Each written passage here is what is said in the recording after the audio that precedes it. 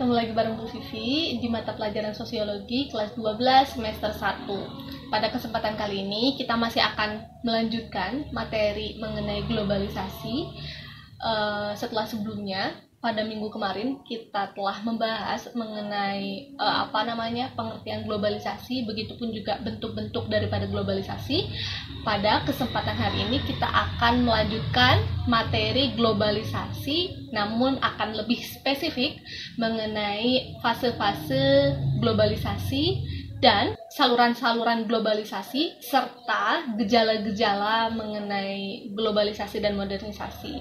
Karena pada kesempatan kemarin kan Bu Vivi pernah bilang bahwa modernisasi dan globalisasi adalah dua hal yang saling beriringan, saling keterkaitan, punya keterkaitan satu sama lain. Mari kita mengawali pembahasan mengenai fase-fase globalisasi. Sebetulnya perlu teman-teman semua ketahui bahwa globalisasi itu sudah ada semenjak 1000 sampai 1500 sebelum Masehi.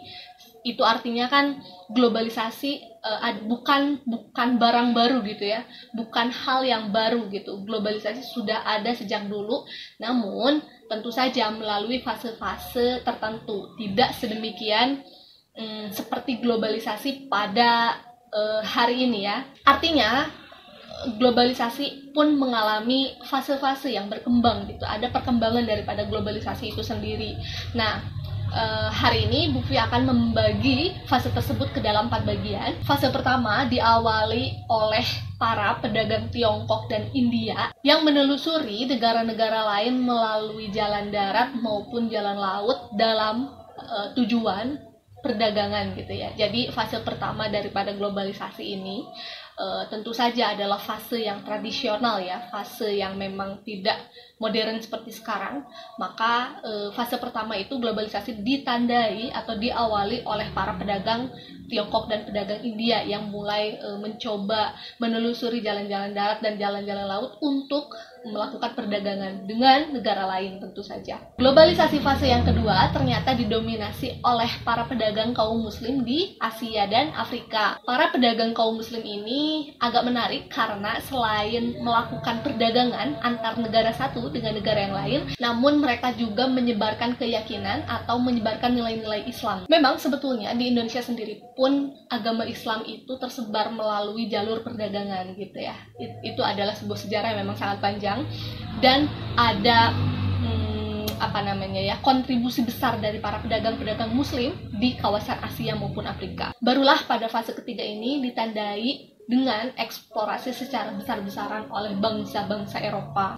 Selain itu, pada fase ini juga terjadilah yang disebut sebagai revolusi industri di Inggris. Revolusi industri ini menandai munculnya teknologi-teknologi baru, penemuan-penemuan baru seperti penemuan mesin uap dan lain sebagainya. Pada tahap ini berkembang pula kolonialisasi yang membawa pengaruh besar terhadap penyebaran kebudayaan pada negara-negara lain seperti Freeport dan Exxon dari Amerika Serikat, Unilever dari Belanda, dan British Petroleum dari Inggris. Jadi pada fase ketiga inilah mulai muncul perusahaan-perusahaan besar khususnya di Indonesia. Pada fase yang terakhir adalah fase yang keempat. Pada fase yang keempat ini ditandai dengan berakhirnya Perang Dingin dan komunisme di dunia runtuh, serta mulai munculnya sistem-sistem kapitalisme di dunia yang pada akhirnya karena adanya sistem kapitalisme ini seluruh negara menyediakan diri sebagai pasar bebas. Jadi pada fase keempat ini adalah fase yang kita kenal pada hari ini ya. Perlu kalian semua ketahui juga bahwa globalisasi tidak akan pernah terjadi tanpa ada proses-proses yang melatar belakanginya. Selain daripada fase-fase globalisasi, selanjutnya Bu Vivi juga akan menjelaskan proses terjadinya globalisasi. Proses terjadinya globalisasi ini didorong oleh saluran-saluran berikut. Ada 4 saluran terjadinya globalisasi. Yang pertama adalah globalisasi melalui individu.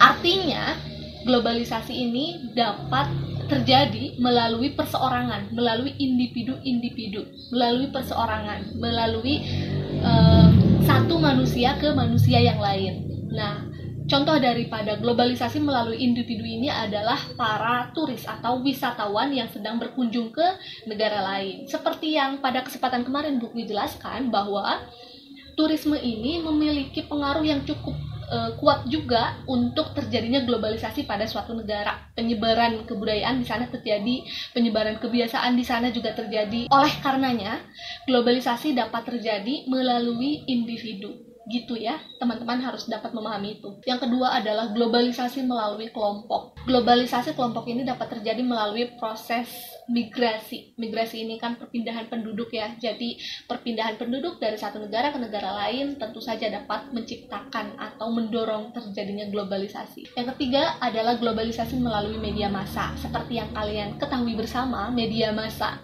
cukup memiliki pengaruh yang sangat kuat terhadap terjadinya globalisasi pada satu negara. Justru kalau menurut Bu Vivi, globalisasi media massa ini untuk saat ini ya menjadi sebuah media yang cukup punya pengaruh yang sangat kuat untuk menyebarkan kebudayaan. Contohnya melalui televisi, melalui handphone kalian, melalui radio dan lain sebagainya. Karena adanya media massa tersebut, akhirnya globalisasi dapat terjadi begitu cepatnya di negara kita. Yang keempat, ada globalisasi melalui lembaga sosial. Artinya, globalisasi melalui lembaga sosial ini, globalisasi dapat terjadi karena adanya bantuan daripada lembaga sosial. Lembaga sosial seperti apa sih, Bu? Contohnya, lembaga sosial pendidikan bisa, lembaga sosial keagamaan juga bisa, maupun lembaga-lembaga sosial yang lain. Contohnya, pada lembaga sosial pendidikan, artinya kan mereka memiliki program yang disebut sebagai program pertukaran pelajar gitu ya.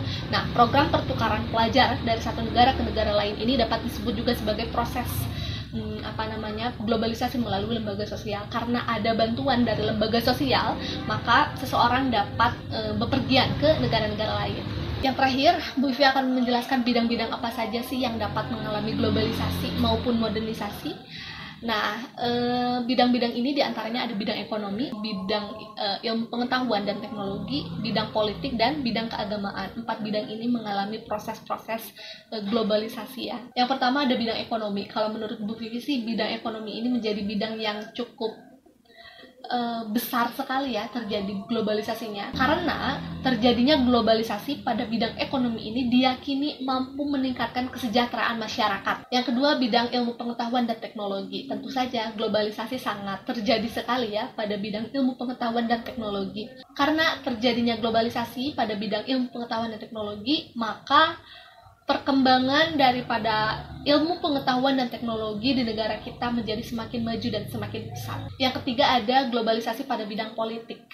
Tentunya pada bidang politik ini terjadi globalisasi dan modernisasi juga. Globalisasi pada bidang politik ini diyakini mampu memberikan pemahaman politik pada masyarakat. Tentu saja pemahaman politik masyarakat ini juga harus diiringi dengan pemberian pendidikan politik pada masyarakat. Yang keempat, globalisasi pada bidang agama. Karena di Indonesia adalah negara yang memiliki banyak agama, artinya masyarakat kita harus memiliki toleransi yang tinggi. Sebagai masyarakat yang memiliki keyakinan, modernisasi atau globalisasi pada bidang agama ini cukup diperlukan. Dengan adanya globalisasi pada bidang agama ini mampu menciptakan perkembangan dan pemahaman pada agama itu sendiri. Oke, cukup sekian materi yang dapat Bu Vivi sampaikan pada kesempatan hari ini. Jangan lupa teman-teman semua tetap mencatat dan merangkum poin-poin yang dirasa penting pada materi ini, serta Bu Vivi tidak akan pernah bosan untuk mengingatkan teman-teman semua untuk menjaga kesehatan dan berbahagia selalu. Bye-bye!